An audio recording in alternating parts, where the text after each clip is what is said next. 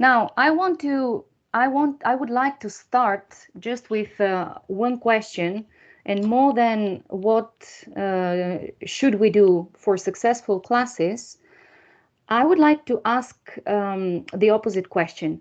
What should happen so that the class goes wrong? Yeah, what is there to, I mean, how can a class go wrong? Because I'm asking this because more than just a list of rules, do this and do that and do that. Let's reflect on when we have someone that says, "Hey, I was lost in class and I didn't understand what was going on, and can you please, I don't know, can you change the teacher?" So what has gone wrong there? Yeah, let's start by identifying that. So my question for you is, what can go wrong from your experience for a poor class? What do you think, Beth?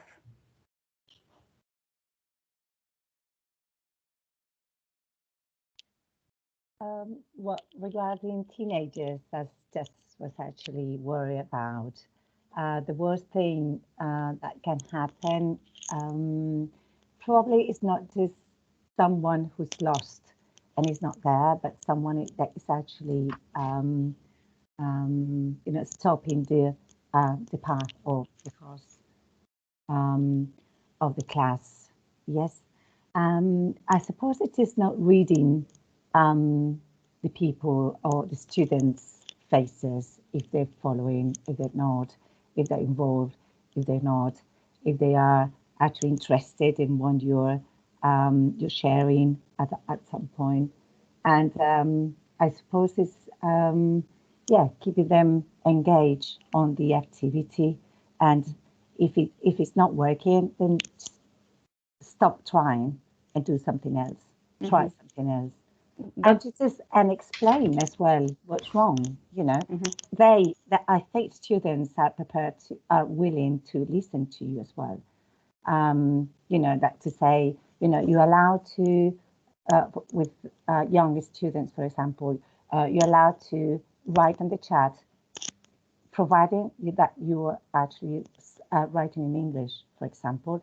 Just express clear rules of what is allowed and what it is not, because this is an English class after all. And you have to just telling them in this way, nice, but very simple and very,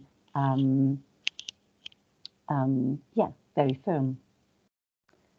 And I suppose, I don't know what else can go wrong. No, that's great. That's a great testimonial. What else what do you think, Ben? I can see Ben is there, Ben Martinez. So Ben, in your opinion, what has to happen so that the class goes wrong? Hi, everyone. Yeah, I agree with Path in not reading them is pretty much a big one, because if you're just going on your own thing, you could, I find it also if we don't link properly, like if we move from one thing to another, just like jumping like a frog, they can feel lost also. I mean, it all boils down to preparation and being ready to what can go wrong. Exactly, it's true. There are so many factors actually that it's quite a few. Okay, yeah, I definitely a key word one of my favorite words, preparation. So, have you ever felt unprepared? Personally, I mean, after all these years, right at the beginning, yes, maybe it was like I would, prepare for ages, and I would still go nervous and thinking, "Oh my God, is this going to be okay?" Now, no. Now, with all this time, I'm pretty confident. Although I have had, for example, it has happened to me actually. Maria, I told you, I don't know if it's happened to anyone else. I've got a class on Monday that when I prepare it and then I open the class, the material is different, so it kind of throws me off balance a bit. So, and in that case, I have to improvise very quickly. I mean, I have the experience, so it's more or less okay. Yeah, but give it's us some tricky. tips. Give us some tips because, well, what I understand is you prepare beforehand. You go over the material you prepare. Then you see something that has changed. How do you achieve that the same preparation in seconds? It's thanks to the system, because usually everything follows more or less a similar path. I mean, if it's a structure, if it's a vocab, it's more or less in a similar way. So if it's a vocab, I just assume, okay, we have these things to go through, and maybe I do standard things like, okay, let's create a sentence with it, or let's make a story with it. It's like a simple solution to get out of it if it's not so well developed or something like that. So basically, yeah, I follow what I usually do in the class, adapting it to the words, to the material I have, more or less. I don't know if that helps. Very much, at least. I think it's a very good tip. Yeah, Mari Carmen wants to mention something as well. Yes, hi. Actually, same thing Ben's saying happened to me the other day, and I just want to put the focus on the fact that if you have actually prepared the class before, you know what you're going to go through, and you know the content. So what I did was I simply, all of a sudden, some pictures showed up. I couldn't see what was expected, but I did know what the structure of the class was about. So I turned the pictures into working on that part of the structure that had disappeared from the activities. One activity was substituted. It had nothing to do with what I had prepared. So I turned those pictures into that activity. That's very, that way I covered the whole thing. This is at a master's level. Yeah, it's remember what was the original content and using the other the pictures to. But no, that's amazing. That's amazing. Okay, so for instance, when it comes to making sense of the class, for instance, and the pace of the class, what is your recommendation there? How to make sense of the whole class? Ben mentioned sometimes you have different elements that have nothing to do. Well, most of the time they're there for a reason, but not necessarily related. So how do you make sense of the whole class? Well, in my case, I connect it all. Again, it boils down to the experience, I guess. But it's like if I'm doing a structure on, I don't know, of something with the past, so I make a question to them, think, okay, what did you do yesterday? And maybe I get an answer, and it's like, okay, and did you do this? And I'm introducing the vocab, for example, you know. So I sort of make it connect. In my case. Right. This is regarding transitions of elements. Does anyone have a different tip? How about you, Patricia? Are you there? I am indeed. Well, I sometimes, not all the time, but I use quick questions to introduce the first activity. So the last question can, lead into whatever the activity is. And for example, yesterday, I remember I do mostly what Ben talks about. I create a whole story. Maybe you have a lot of things that have nothing to do between among them, but for example, yesterday there was an activity about medieval ages. I think it was past activity. And one of the pronunciation activity was about miserable and things like that, able and all these things. So I said, what miserable times, during the Middle Age. We're talking about miserable things. So let's go and pronounce some words ending by a bull, for example, things like that. You have to find a word that connects one activity with the other, not necessarily create a whole story, but something that clicks and introduce the following activity, for example. This is what I do. That's great. Since you mentioned quick questions, let me ask you this. How does a student know? I kind of gave you the answer there, but it's all right. How does a student know that you're a new teacher? How can they know? What do you think? How do you, is Jack, hi, are you there? Yes, I'm here. Hi. So, do you have the feeling that the students can definitely say, "Oh, Jack is a new teacher," or you kind of disguise it well? No, I don't think so. Well, on my first day teaching, I think in my first class I said this was my first class with Oxinity, so that they knew that. I don't know though. I don't know. Sometimes confessions like that generate, a little bit of concern in students. So they may think, yeah. Okay. So how do you start the class? I go straight into I usually say hello, and then I'll go straight into some quick questions that I've prepared. beforehand based on the material. Okay. By the way, there was an issue with the quick questions. Now it's fixed. You Yes. all have them. Yeah, you know that. Okay. Yes. Now about the quick questions, can you formulate very quickly? Can you improvise quick questions, for instance? Sometimes, but they're not always very interesting. So I like to write them down. When I look at the material, I like to find some topic related to the material and make a question about that, so I can link it through later on. Why is it important? Is this important? If so, Why? Why is it important to you?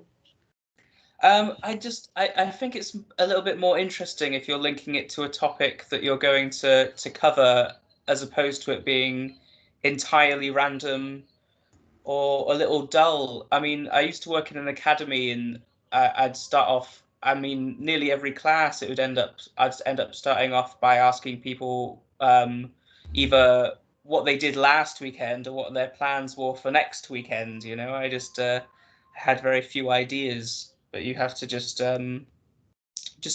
spend some moments thinking about something that might be interesting, or just that might catch them off guard a little bit, you know? Yeah, I definitely agree with that. So can you give me an example of a quick question that you would do now, if it's not the weekend, which of course is not. I don't know. I haven't done that. What did I do yesterday? Say again. I'm trying to think of some of the. I've got some questions yeah. I did yesterday that I wrote down. Yeah. I'm not good at improvising, so I write them down. Well, I had one. I asked them how often do they brush their teeth? You know, which is not the most interesting question, but the topic was talking about that. So we did one ending in the cool sound. So I asked one student, "Do you like to cycle?" Another, "Do you have any uncles?" And another, "Do you believe in miracles?" Because we're doing those cool sound words. Yeah. So exactly. My point was, and I actually agree with you. You can't. It's difficult sometimes. I mean, for very experienced teachers, it's not so difficult. But for teachers that are new to the system, it's difficult to improvise quick questions. Turns out it's difficult. So yes, we have to have preparation even for them. So sometimes when we try to improvise a quick question, yes, the do you or did you or whatever are all right. But sometimes we tend to ask, instead of a quick question like a yes or no question, we tend to ask how often or what or where or when. Yeah. And that deviates a big deal from the original idea of a very quick answer. Yeah, because the student starts making sense of it. So what are you asking me? How often do I brush my teeth? So it's not a do you brush your teeth, but how often. So I have to think, oh, actually I do it 3 times a day, you know. So I have to kind of think about it, while in the quick question the intention is exactly to produce an automated reply as much as we can. Okay. Yeah, this is the idea. And it's there where a student can definitely say, hey, I think you're new. I think you're new. Yeah, it's in this moment at the very beginning. So preparation actually starts with this little thing that is quick question, that is so important to be automated for you guys as well. Yeah, this is it. Because it's where it's very difficult to improvise quick questions unless you have been doing them for a long time. Then it comes natural. You will also get to that automation. Ben, do you want to ask something or add? It was, yeah, more tip for improvisation of quick questions. What I do is make it relevant.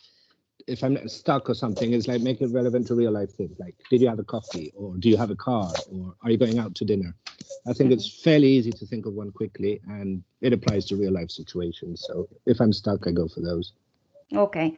Well, the good news is that now you will have you have them, so you don't have to, you know, improvise that, which I believe is difficult because it has to be done very fast. So there, if you master this part of the class, for instance, you know that the rest will follow.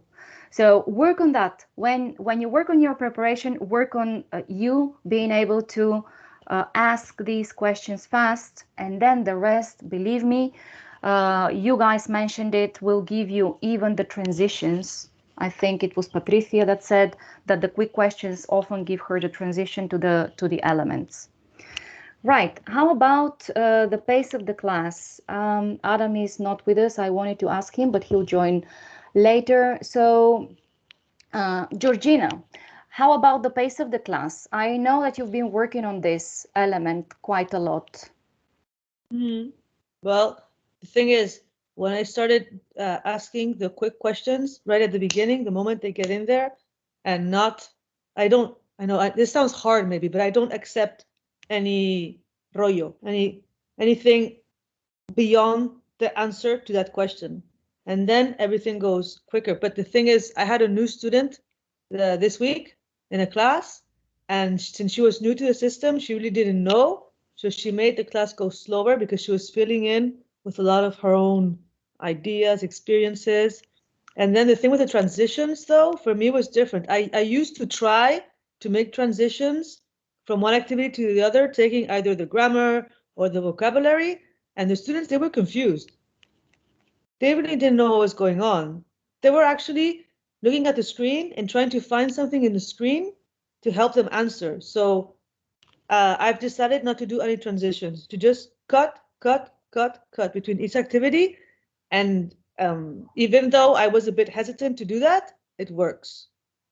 And as for the rhythm, maybe I pushed too hard. It happened to me in one class. I pushed too hard. So now it's a balance between what the student wants and what he's capable and what type of day, what mood he's in that day, and of where I want to take him. So with those elements, I try to make the class not speed up fast, but not be too slow either. And sometimes I can make it, sometimes I can't. Sometimes, for some reason, students are stuck in something that I thought would be very easy or simple or more easygoing. And sometimes miraculously, I don't want to say that word, but for some reason, it goes very fast. I don't know if that's what you expected me to say. No. I didn't have any expectations. I knew that you were working on that because I remember a comment of yours that there was a before and after that. Oh yeah, definitely. Yeah, like, and so what I do is I say, hello, how are you? And then the questions maybe are repetitive. I can say, have you had breakfast? Have you had your coffee? Did you eat chicken last night? Should you work more on your English? So I have all that pattern with me, and I ask them a question about them. And the quick questions are about them, really. And when we finish the quick questions in about like a minute or two, I'm like, okay, let's begin. So that class begins after. That's it. It's something that you told me to do. And that really sort of changed. It gets me in control also. It's not their talk that sort of leads the class. It's me. Okay. So that has changed. And I've been able to put in 3 lessons in 30 minutes, which I adore. Sometimes 5 lessons in a whole hour class. Sometimes that happens. So when are students happier? When you go with this a beat rhythm or when you go slower? Actually, when I go faster, they express that they have learned a lot. Okay, so you push them a little bit. Girl, and she said, "Wow, Georgina, today you challenged me so much." But they have a smile on the face in general, except this one student who was not happy with it. But yeah. Well, but 1 out of so many, it's a very good outcome. Yes. Well, not everybody can like us, I guess. So yeah. Okay, well, that's great. That's fantastic. So anyone on pace? Any of Gergo? How about you? What is the pace of your classes? Are you there? Can you hear us? Or maybe, how about you, Curly? How are you? Hi, I'm good. I normally manage to do 1 or 2, no more than that. I haven't managed to do more than 2 activities. Like 3 activities, I think that's a lot. Have you tried? I mean, I think it depends a lot of the student as well and how they are reacting to the activities. Like if they are enjoying it, if they're talking a lot about something, I will let them talk more, because I mean that's how they feel they are participating a lot. I don't know. That's my opinion. Okay, so okay, now food for thought for you. How Uh-huh. about this is for you? This is uh, okay. So this is just for you to try. You have to work on timing. Yeah, you have to mind timing in this regard. It won't be the student determine the times. It will be you. Try to do 3 activities. Please do that next week. Try to do 3 activities um, Okay. and just share your experience afterwards. Because Okay. right now you are well. I'm absolutely convinced that students are happy with your classes. That's fine, and they probably enjoy. But when a student is capable of participating lively and expressing ideas without effort, um, ironically, learning is not there. So if we push Okay. them a little bit, and yeah, we've understood that you know that and you can talk about that, and even you enjoy, fantastic, that's great. Let's move to something that is more challenging. So if you do that, first of all, well, two things will happen. You will be taking the reins of the class, students will learn more, and as a consequence, they will be much more grateful as Georgina students. So this is one thing that you can do. I can see that Mari Carmen and Elena also have some comments in this regard. So Mari Carmen, Yeah, I just wanted to say that it's bound to happen every now and then, especially with kids, when you have 1, 2, 3 activities that, say, for example, in activity number 2, you're stuck and you realize that there's a wasting of time there, and you kind of have to go through it, but they're stuck and time goes by. So I think it's a good idea to shorten it, move on to the next one so they have a chance to do the third one. And when we value the result of the students, the system is going to know that on activity 2 they were stuck, therefore they need improvement, therefore on the next class they will have something related to it in order for them to improve. Just to comment in terms of moving on, even when we're stuck, I think we're all stuck at some moment, or we find an activity, or those particular kids, whatever, that it's just not working as smooth as we wished. So in that case also, the transition to the next one should be sharp. Whereas when things work smoothly, then the transition is called for, and that's fantastic. But we'll go through that particular moment where things aren't working the way we wanted. So in that case, I think what Georgina mentioned, to cut and start a new activity without transition is the case, whereas when it's smooth, the case is to continue being smooth, which is great for students and for us as well. But if we get stuck and we don't move on, we're only going to have 1 activity done or 2, and that's the whole purpose of the evaluation at the end of the class, so that in that particular structure or vocab or topic, they can move on later on.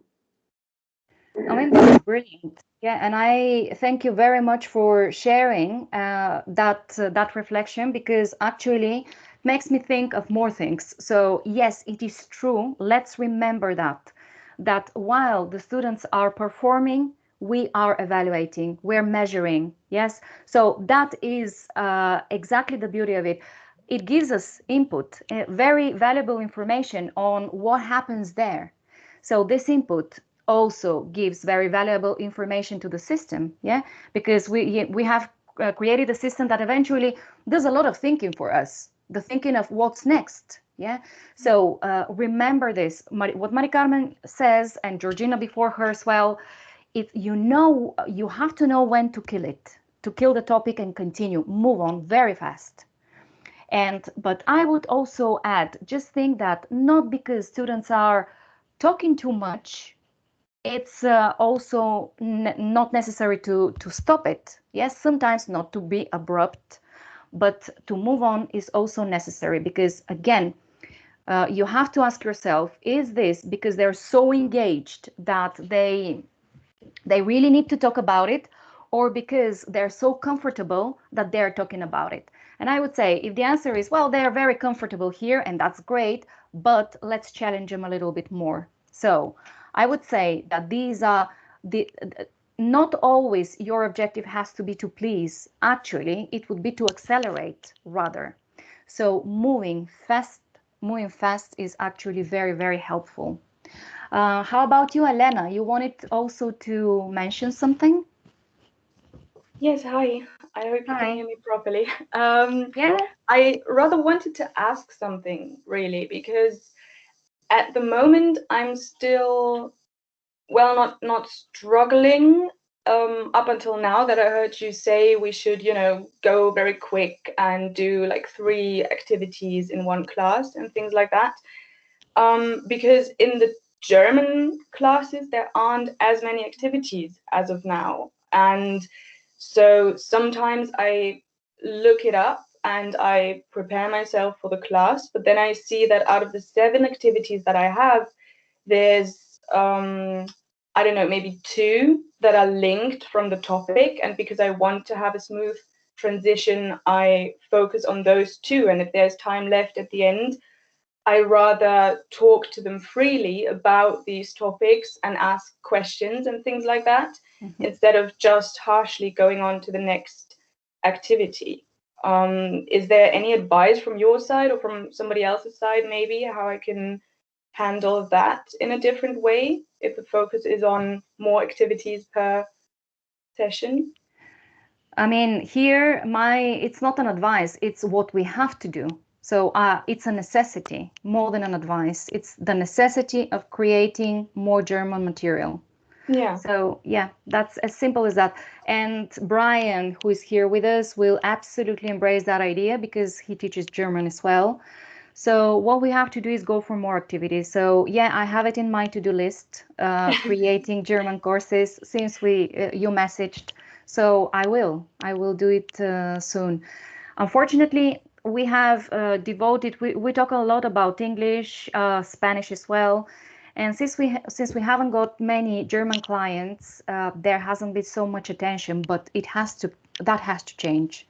So yeah, you will have more of it, more activities, hopefully with your help and Brian's. Brian has been doing many activities, so very, very valuable contribution, that of Brian. But I we think need I've been more. working with his already as Yeah. well. Mhm. Yeah, well, Okay. soon, very soon, as soon as of Monday, I will come up with a course. You will have to help me guys there because I don't speak German, so I will create something. If it has mistakes, well, you will help me with it. We'll talk about it.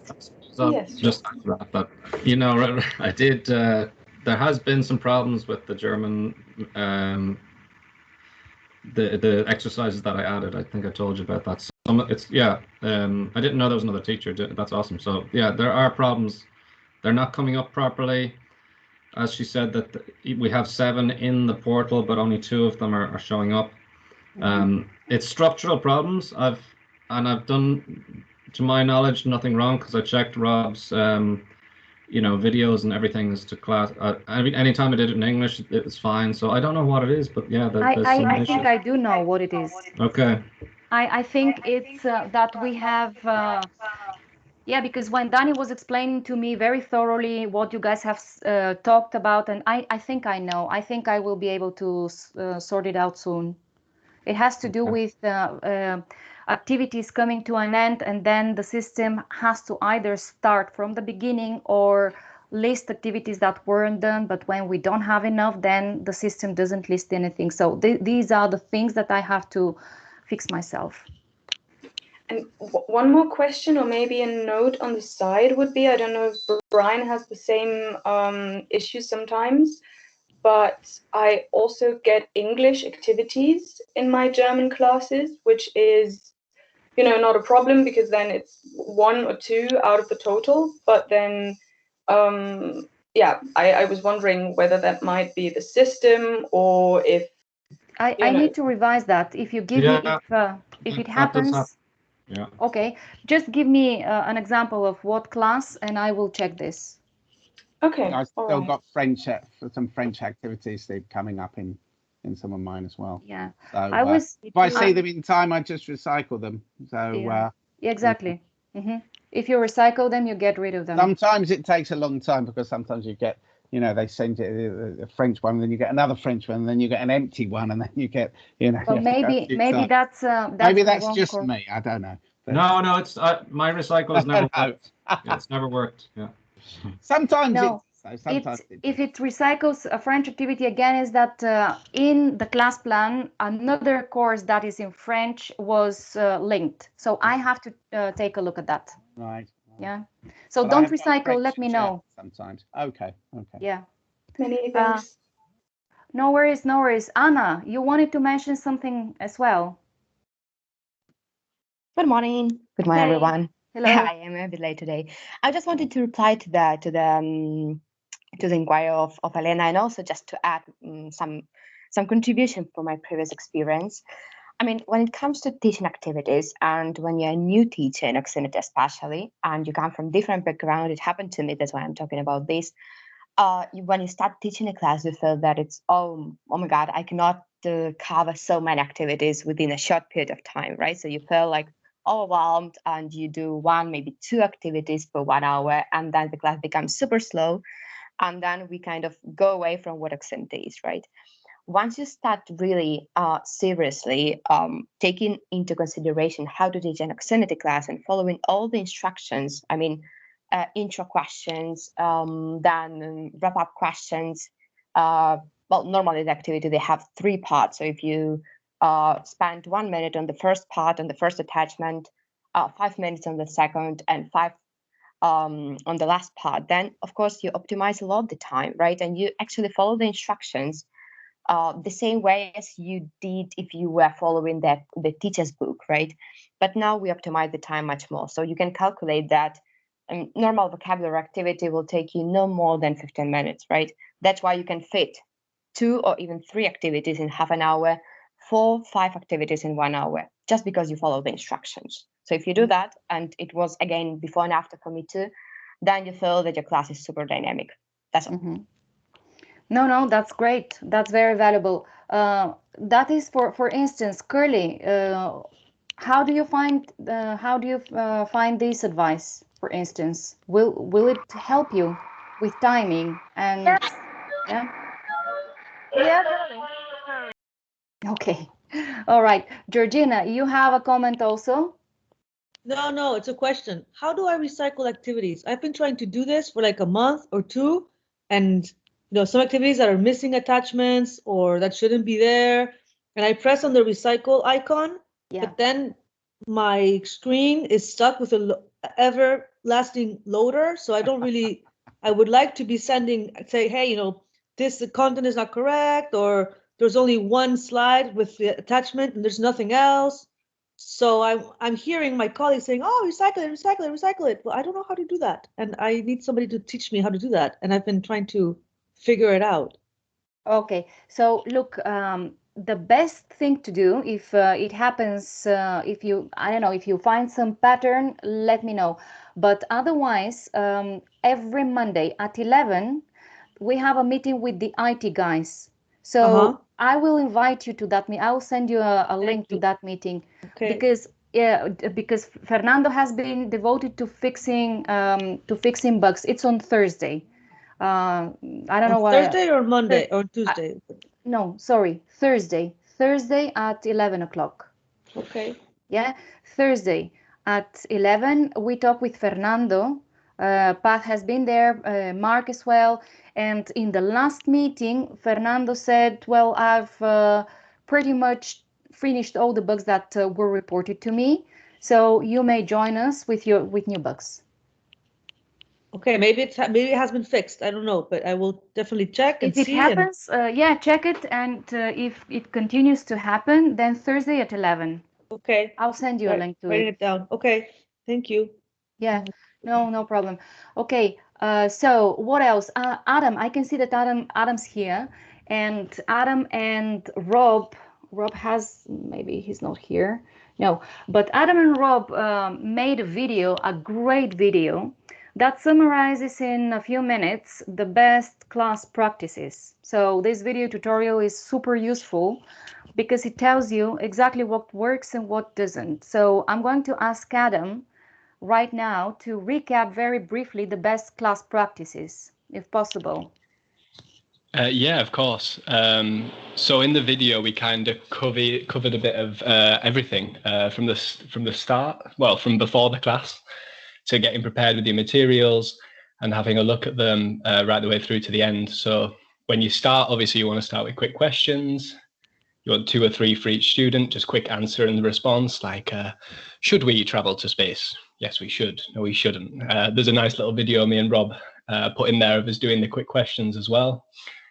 Just for the auxiliaries. And then we covered looking at each different type of activity. So you've obviously got your topics, your structures, your vocabs, your pronunciation, and there's a little bit of information in there about it. Obviously, 30-minute class, you want 3 activities in 1 hour, 5 to 6 activities if you can. What else? Yeah, just going through and keeping the pace of the class. And we also mentioned a little bit about, obviously you want to wrap up, taking the key points from the class and just testing them at the end, seeing what the students have remembered, seeing what they've retained, basically. Mm-hmm. That's great. That's great. So your recommendations for the recap part and the feedback email, can you give us? Yeah. So me personally, when I'm going through, I'll be taking some notes on the right hand side for the email, maybe some vocab, maybe I might write something for myself to go back at and look at.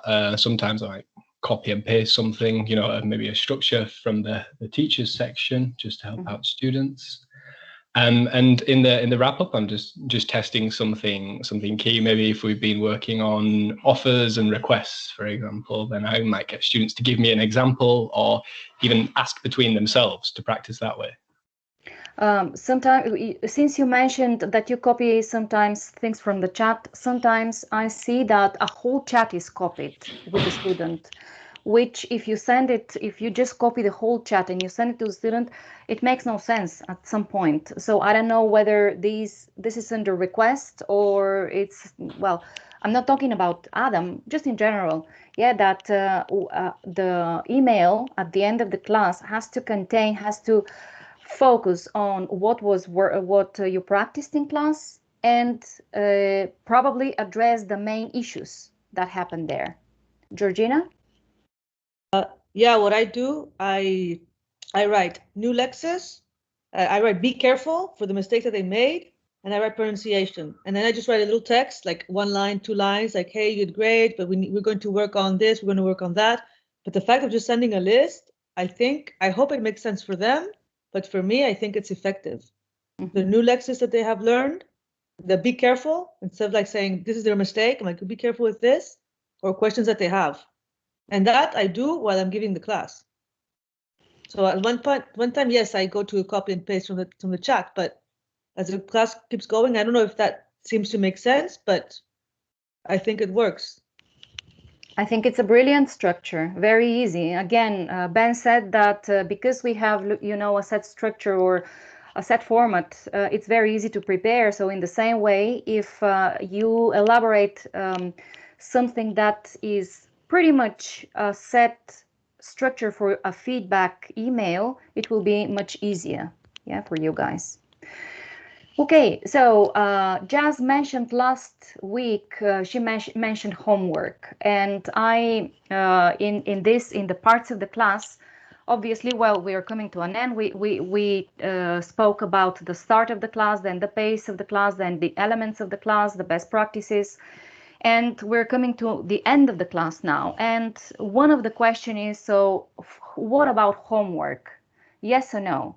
And when I was researching about some practices, I mean, we've listed them, many times we've spoken about them, but when I type the word homework, I come up with images that are similar to this one. So this and very similar images of people that are kind of desperate and tired and bored, and it's quite tedious. seems to be that homework is related to something very tedious. So I was thinking, if 90% of the learning time, because that's what it is, I mean, students don't learn just with you, or in other words, the time with you represents what, 10, 20% of the learning time. So if the other 90% is going to be like that, then it's really sad and really, probably down-putting. So homework should be something different. Now, what about homework? So what is the alternative for this situation? What do you think, guys?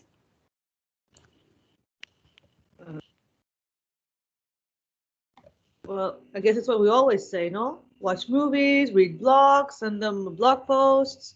Yeah. Recommend some podcasts. Recommend something that could interest them. I don't know, if I know a student is really into basketball, maybe I find some NBA whatever website and I send it to him through the email.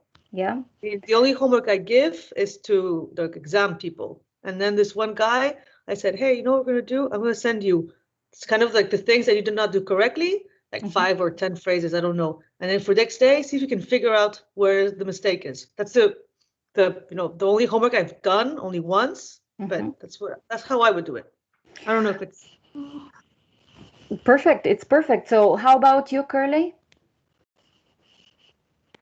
So I only give homework to one group because they ask me every class, you know? So, I mean, if they're asking for it, then I'll give them like some activities that I send them online or some videos they can watch. But they want to keep practice because with the Spanish it's difficult. It's not the same as English that you have it everywhere, you know? Spanish, if you live in Poland, I mean, you're not gonna have it everywhere. So, like this, I give them some activities online and stuff like that, but only to them because they ask for it. Yeah. Okay. They ask for an extra class practice. Yeah. Yes. But why is homework always related to activities or to exercises? This is what I'm questioning. So why not, for instance, you mentioned several resources there, but remember the complement number one in our system is within the platform, and it's a game. So homework is a game. If you're going to send them exercises, they are in the platform for English. They're not for Spanish. Yeah, exactly. They're not for Spanish. They're not for Spanish. It's true, but they are there for English. So for your English students, you can well remind them again and again to engage with the platform as well. Yeah, this is it. Because yes, they have more than exercises. They have interaction with the system that is going to also help them accelerate. Yeah, Jack, do you want to add something here? Yeah, well, it was about this point of one of the things that we say is homework is to watch movies, listen to podcasts, things like this. But this only builds the skill of listening, surely. And one of the skills that we obviously want to build is speaking. That's probably the most important, right? So as well as finding them interesting things to watch and pay attention to, we must be able to find some ways to get them to have conversations with people so that they can improve their speaking abilities and their writing abilities as well, because they're not going to learn anything just by listening. It's not gonna sink in as well, I don't think. Well, yeah, let me share something with you. I just read it recently and made me think that maybe this is true. So I think that one of the problems, and we don't realize it, is that we underestimate the importance of listening. Yeah, because we think that it's passive. It is, but so necessary. So I read an article recently written by one of a translation professor. Yeah, and she makes a very good point, and I'm going to read it. It's very simple and very short, but look at what she says. Watching series and films in their original version involves continued linguistic immersion without being asked to develop oral speeches for which we're not yet ready. This demand usually leads us to start talking too soon and internalize mistakes that are difficult to eliminate. So even though you're right that we actually, well, the name of this, I will send you the link actually, because the whole article is very good. Patricia Alvarez Sanchez, yes, she is a professor in Malaga University. And I want to pay credit to this because I think that especially us educators, and this is normal, yeah, it has to be like that. We push students to produce language, to produce. Of course, in class, this is what should happen. With you guys, this is what should happen. We have to be there for that reason. But homework is not necessarily production. Homework is also working on their receptive skills. Listening and understanding will help them a very big deal. And this is part of this 90% of what the students do on their own. So we have to know and understand that. And when they say homework, we can say, okay, now I'm going to give you to do something that you can do alone, because in class we will do things that you cannot do alone. So in class we work together and I accelerate you and I push you to your limits probably so that you get out of your comfort zone.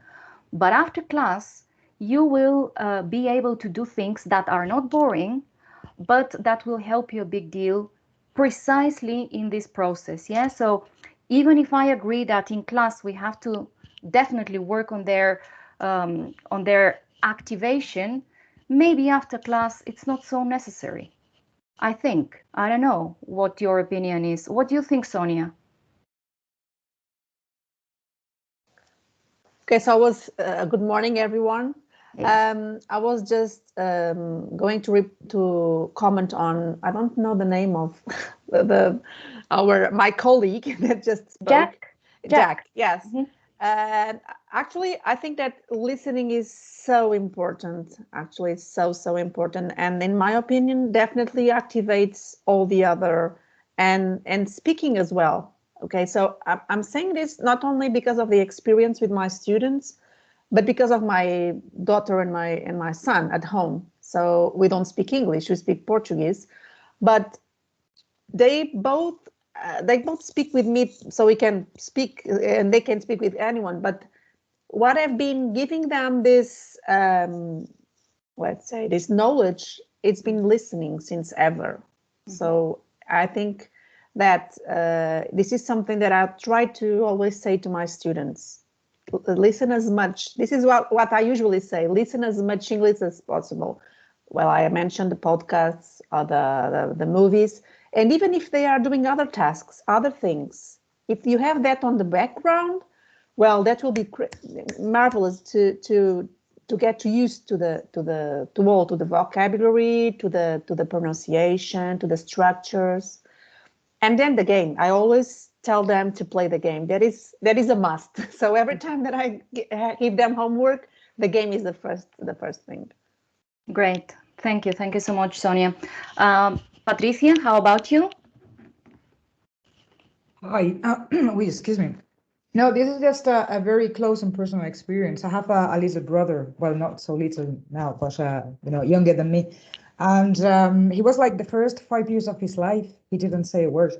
And we went, we brought him to like a ton of doctors because we thought it was a physical thing. And it wasn't. He was just listening. And one day we were at the table and he suddenly said, "Mom, would you please pass me a piece of bread?" Like that, in perfect Spanish. And we were like, drop jaws there, like, what? So he just got the whole language in 5 years. He decided not to produce a word until he was ready. So and this was my brother. Now he don't stop talking. So it was actually quite fun when he was 5. But yeah, I mean, I think that listening is a quite good, perfect exercise to do afterwards. Absolutely. Mm-hmm. Yeah, I was thinking while listening to you guys, that's brilliant, and thank you for that. But can we not also make a compilation of very good resources that you have been using? because very often Mark shares and Steve shares, and I'm sure that all of you have like your own resources that can work. So why don't we share that as well? And there is another thing that I want to talk about to finish the meeting for today. But sharing resources for listening, for videos that have worked with your students, that would be amazing. So I'm going to see what is the best way to do that, to store all this audiovisual material and links and resources for you guys, definitely. But I want to talk very briefly about testimonials because for two reasons. One of our partners, well, he couldn't make it to the meeting. Charles raised the issue of testimonials, but Coral is here. That's brilliant. Coral actually sent me a video of her student Carla, and there is a brilliant testimonial there of someone that, as I understand, has been studying English at school, so a lot of grammar there, very little or no production at all, and all of a sudden we have Carla speaking fluently and explaining her experience. So I was thinking, all right, if we replicate Carla's testimonial, through all your students, we can have again something that all of you can benefit from. Yeah, which is what Charles was asking, testimonials. I think that after all, Carla is Coral's client. She did it for Coral, but also can be used by the rest of the community. And Coral, I think that what you were suggesting is that we share also that, right? Yeah, I think it'd be a good idea. It's a good, you can't beat recommendation and word of mouth. And this is somebody who's saying, look, this methodology works. I wasn't speaking and now I can. And, very well. And she's now doing a master's and doing a module in English. So, she's been able to prove that. And I think that's what people want to hear, really, isn't it? That's what students want to hear. They want to be able to talk. And that would be enough for me to make me want to learn a new language. If I had somebody saying, look, I've been doing this. And, I've invested a lot of time, but it's worked and it's worked for me. So, yeah, I think it'd be great if we could get a collective, even if one teacher just gets one student that they've had maybe, for a few months to say about their progress or to say something in English. And we can put that together and sort of, measure the progress. And I think it'd be really good advertising for everybody. Absolutely. It would be amazing. Yeah, we could do that with Mara, actually. Exactly, Patricia. Yeah, I was thinking that. Yeah. Do we have from Mara as well? We could ask her. I have her today at 2. I can ask her if you want me to. Ask her. Yeah, well, I mean, that's it. If everyone asks one of their clients, then we can have a brilliant video, as you did with the Moxinity video. Yeah, we can have that as well. So, shall we go for it? But a question: how do we do this? Do I record them on the platform, or how? Yeah, I do it. What am I supposed to do? Maybe it's better for them to do it at home. So just say, look, if you can do a little video on your mobile and then send it. So they just send it to us or send it to you. Okay. So it's... Okay, got it. Yep, got it. Yeah. Patricia, Mara can do it in her Kawasaki suit. I was thinking about that straight away. Yeah. Sure. Yeah. All right. Okay, great. So yeah, I mean, let's go and collect testimonials. Yeah, and again, let's share for the benefit of everyone. So I'll organize it, but we can have exactly the same result as with the Moxinity video, which was brilliant. Okay, guys, any more question on your part before we go? All good? Cool. Okay, then. Good. Yes. All good. Then we have a lot of information for our guide, and I will compile some of it, maybe approach some of you with some help. Those of you who have helped in this talk with your tips and advice. So we will have that guide that will be for everyone. So yeah, fantastic. Thank you very much, all of you, and have a great weekend. Thank you. Bye. Thank you. Bye. Bye.